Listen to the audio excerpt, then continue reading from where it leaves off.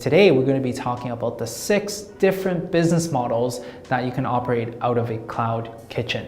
Hello friends, welcome back to another episode of Cloud Kitchen series. My name is Wilson. Make sure you guys subscribe along the journey as I share a lot more tips, tricks, and hacks on how to build a small business and how to build a restaurant with you.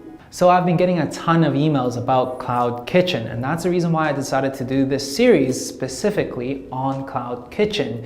Now, for some of you that don't know what Cloud Kitchen is, I've definitely created a video like this that talks about what Cloud Kitchen is, and I've also created a video about what is the pro and what is the con of operating a Cloud Kitchen. So definitely check out these 2 videos right here. Now, without further ado, we're going to dive into the first and most popular model, and that is the independent model. How does that work? Basically, you would get your orders through multiple different third-party apps such as Uber Eats, Postmates, Grubhub. Once you get that order, then you can create your offering at your commissary kitchen in this cloud kitchen. And after you're done preparing it, you put it at the front desk, and then your driver would come pick it up and brings it to your customer. And we're talking about one brand only. So for example, Wilson's Waffle.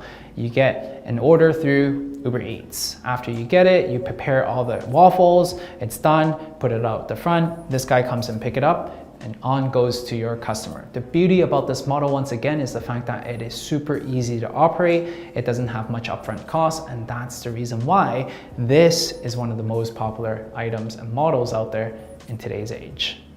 For those of you that are a little bit more ambitious and feels like that, you know what, you have much more to give, then I would recommend the second business model, which is a multi-brand model. Same thing in the independent model. You get your orders through Uber Eats, Postmates, whatnot, third-party apps, and then you start creating your offering, and then it gets delivered to your customers. Now, the only difference is that you're running multiple brands through the same kitchen. For example, I'll be running Wilson's Waffle, I'll be running Sushi Town, and I'll be running Donut Empire. So all these brands that are on these third-party apps, I'm running out of this one cloud kitchen.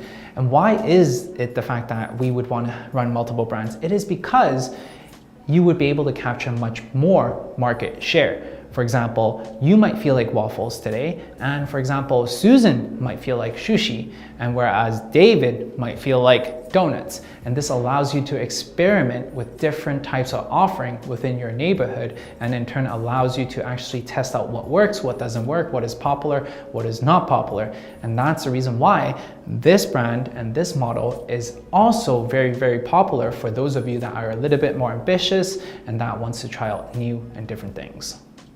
As a bonus insight for you guys, Rebel Foods does an amazing job with this model. What they do is basically they look at their demographic, they look at their geography of surrounding neighborhoods and popular items that are selling really well, popular restaurants within the area, and from there onwards, they're able to gain insight about what they could potentially do with their own cloud kitchen, and in turn capture even more popularity and enhances their chances of success. The third model is mid-ground model. What does mid-ground model mean? It means exactly the same thing as our independent model. Basically, you order through third-party apps, you get it created within your cloud kitchen. The only difference is that aside from getting it delivered to your customers, now customers can actually come into your cloud kitchen and order straight from there and pick up from there. Now, not a lot of cloud kitchen, ghost kitchen offer this type of service. So definitely if you're signing up with your cloud kitchen within your area, you need to make sure that whether they offer mid-ground level or not. A lot of times they don't, because the reason why cloud kitchens are so popular is because they're located at areas that are off from the population density, so a lot less walk-in traffic. Why is that the case? It is because rent is exceptionally cheaper at these industrial zones. So if you're looking for mid-ground level to actually take in walk-in traffic as well, that is a little bit less popular out there. If you guys find any value from this video whatsoever, make sure you smash the like button so then that way I know to create more of these videos for you. Now let's get back to regular programming. The fourth cloud kitchen business model is the brand owned model. What does that mean? It means that You can only receive orders and sign up with one third-party delivery app such as Uber Eats. They force you to sign an exclusive deal with them, and in turn you create the item and then you get it delivered.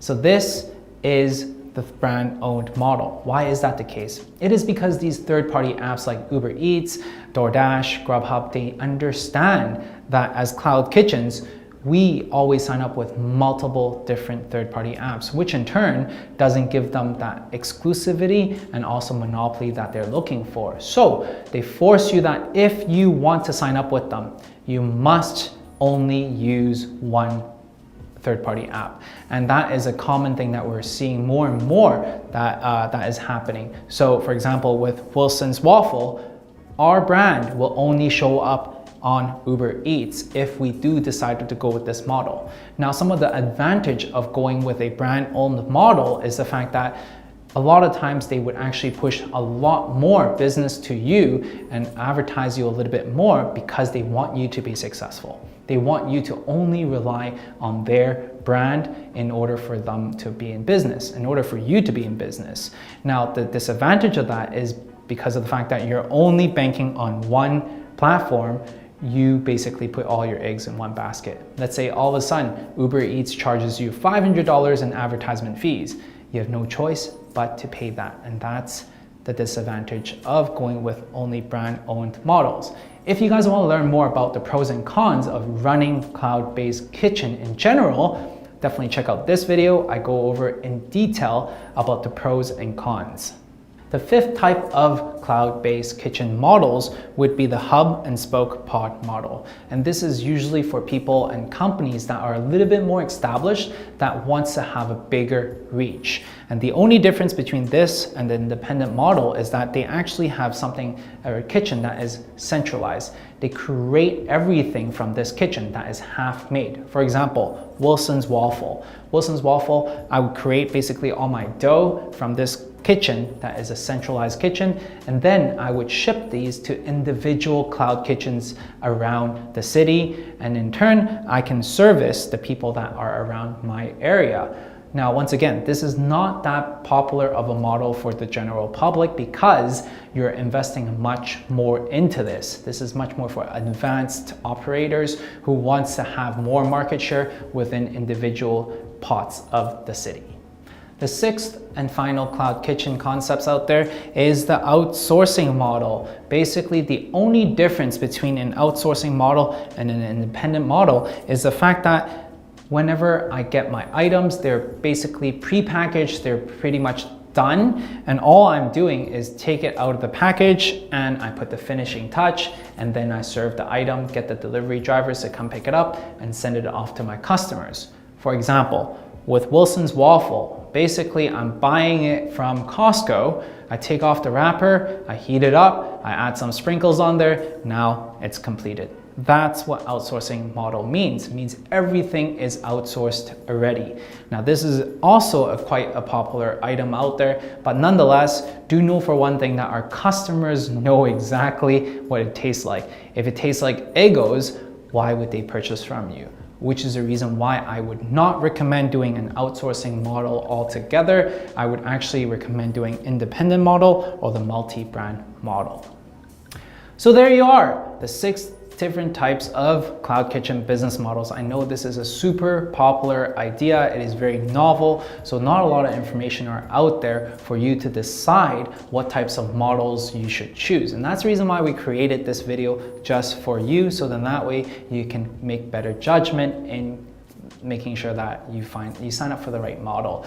A lot of reasons why you would want to consider the different models is it comes back down to your budget, it comes back down to your stress level that you want to have, whether you have multiple partners, the location, and how ambitious you are. At the end of the day, I would highly recommend you see Cloud Kitchen as only a stepping stone for you to test out your concept. Because at the end of the day, Cloud Kitchen is really relying on many different parties, and you don't want to rely on other parties. You want to make sure you take control of your destiny, which is the reason why if and when your brand does well, what are you going to do? Once you have proven out the concept, it's time to jump into a brick and mortar, and that way you can have a much more stable stream of revenue, and you're not going to be held by the necks from these third-party apps, because we all know they take a ton of margins off your revenue.